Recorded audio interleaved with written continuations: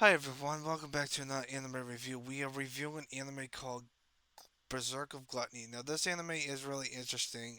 It's really good. I just spoiled it in less than 10 seconds, which is kind of funny. So our main character has a skill of gluttony, and he doesn't want it to go berserk because if he goes berserk, he ends up he ends up trying to kill people that he might care about. So he's trying to find a way to control it. The only way to control it, however, is by killing more people. So that's the main gist of it. However, if he can't control it, his eyes turn red. So he buys a sword which talks to him. He gets it by in a bargaining chip because he finds it in a barrel somehow, and the sword talks. So it's just like reincarnated as a sword. However, the difference between this anime and that anime is the fact that reincarnated as a sword, they're sharing the skills. The sword that the main character gets has a special ability. He takes the skills from the person, from the character that has the gluttony skill, because whatever monster he kills, he doesn't level up. He gets all the monster stats and also all the abilities from the monster. So the sword wants him to give him all the stats and abilities towards him, and he takes them away, which kind of is a different aspect of it of reincarnated as a sword, where the sword shares all the shares all the stats and boosts and stuff with the black cat. So there's a difference between this one. Also, the main character, the sword that talks, is the sword of greed. So he's a greedy motherfucker. So that's the main gist of it. Whatever but however, the sword can transform into a sword, a bow, and a shield at this point. The shield's at the very end. However, if the main character wants to use his special abilities, he has to um he has to make sure that he gives up some of his stat bonuses and stuff that he gets from killing monsters to the sword so he can use it. Just like the bow and arrow, which he can use, but he doesn't need an arrow. He can just shoot magical arrows, which I thought was really cool. And they're homing magical arrows, so it will automatically hit their target. He can also transform the bow into this badass fucking giant thing that looks like a fucking spear gun or something, like a machine gun with a fucking bow and arrow. It's just one shot though. It's like it looks like it shoots like a fucking sniper rifle, which I think was really interesting. Except for instead of bullets, it's a fucking magic bullets that shoot arrows, magic arrows to be honest with you. So as for the combat, it's really gruesome at points.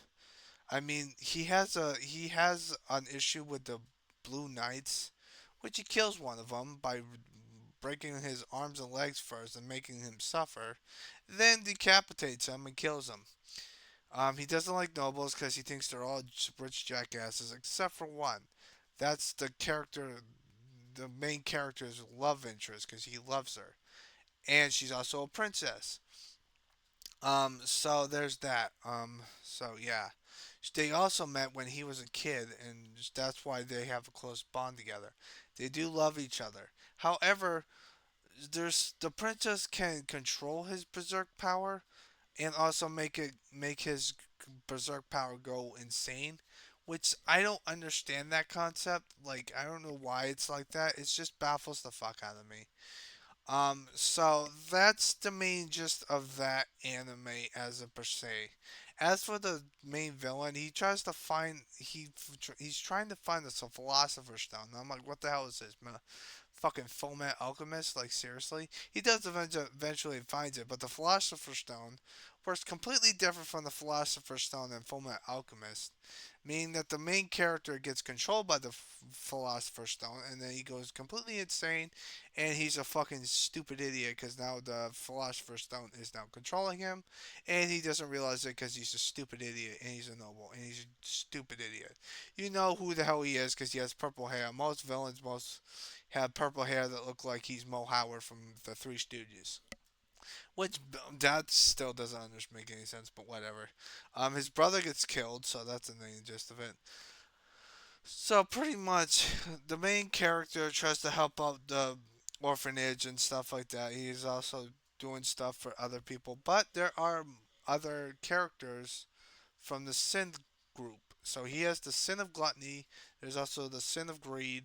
You have the sin of rage, which is the girl with the big giant hammer. She is fucking nuts. I like how she is. She likes to hit hammers and stuff. And then you got the greed of lust, which pretty much the girl with big boobs, of course, it's obvious. She shows up at the very end. However, they do tease that she's in the very, she knows what's going on when he was in the other capital because she's in a different area, a different town or a different city or something like that, and she already knows what's going on. So that's the main, that so she knows what's going on because she's the sin of lust apparently. So yeah, it's at the end of the first season. It's him, rage, and lust are all working together to make sure that are trying to control his gluttony, which you can't control it. However, greed is like greed, and he actually shows up. Greed actually has a new at the very end of the first season. Greed gets a new thing that looks like a magic staff for him when he beats the fucking main villain because of how much stats he is. However, at the end of the final fight, the main character loses his arm, but that's no problem because he just heals his arm up like it's nothing. Like that's fucking broken as shit, man. Like he can heal himself. Like seriously, this guy's broken, but he has to keep fighting, or else he's gonna go and rage and kill everyone that he loves, and he doesn't want that to happen. So that's my thoughts on this anime. Now my final reaction, I'm giving this anime an 8. I thought it was really good. The soundtrack's good. I did not.